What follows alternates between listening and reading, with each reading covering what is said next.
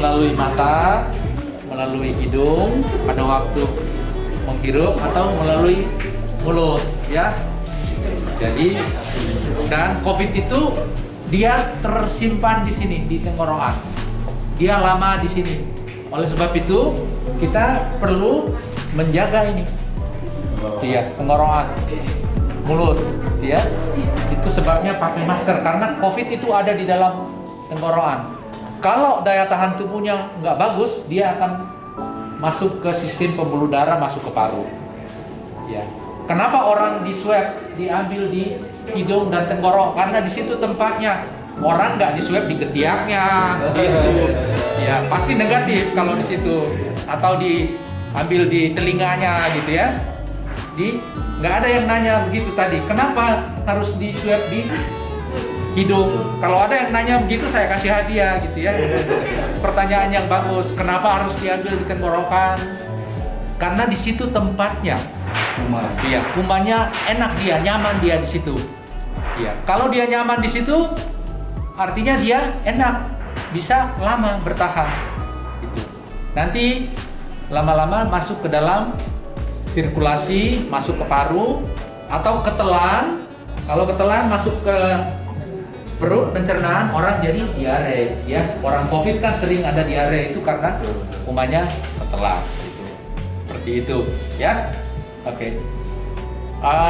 Perlu dilakukan vaksinasi ya, penting. Nah, siapa saja yang boleh divaksinasi? Apakah penderita TB boleh? Boleh. Yang sudah mendapat pengobatan kurang lebih dari 2 minggu sudah bisa divaksin, ya. Apakah orang penderita asma boleh? Boleh divaksin, ya. Ya. Yang penting asmanya terkontrol, ya. Atau pasien-pasien penyakit paru lainnya. Jadi kalau ditanya nanti misalnya Bapak dipanggil vaksin, datang saja, ya, atau minta surat dari sini layak untuk dilakukan vaksinasi, ya. Tujuan vaksinasi tentu untuk meningkatkan apa? Daya tahan tubuh, antibodi ya, antibodi supaya kalau antibodi tinggi, antibodinya ada, dia pergi kemana-mana tidak menularkan orang. Nah, apa yang disebut dengan herd immunity, kekebalan kelompok? Saya ambil contoh, ini adalah kita yang satu kelompok ini. Ini satu misalnya ini. Bapak divaksin, ibu tidak, misalnya ini divaksin.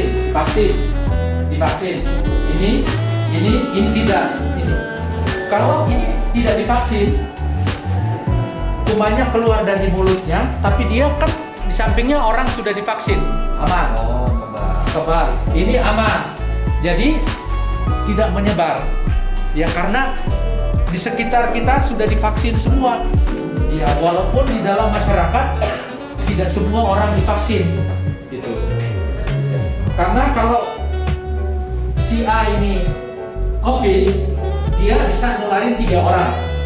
Ya, satu kali dia itu bersin batuk, ya. Kalau dia tidak memakai masker, dia bisa nularin 3 orang. Daya tularnya COVID itu tinggi sekali penetrasinya. Itulah. Nah, kalau di dalam suatu kelompok ini semua sudah divaksin, berarti kekebalan imunitas terjadi.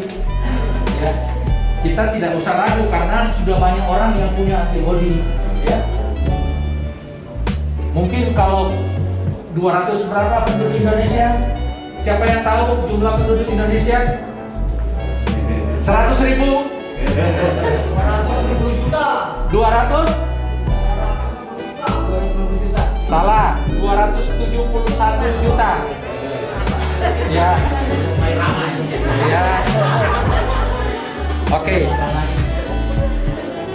Terima kasih. Saya akhiri penyuluhan hari ini. Semoga Tuhan Yang Maha Kuasa senantiasa memberikan rahmat dan hidayahnya kepada kita sekalian. Amin.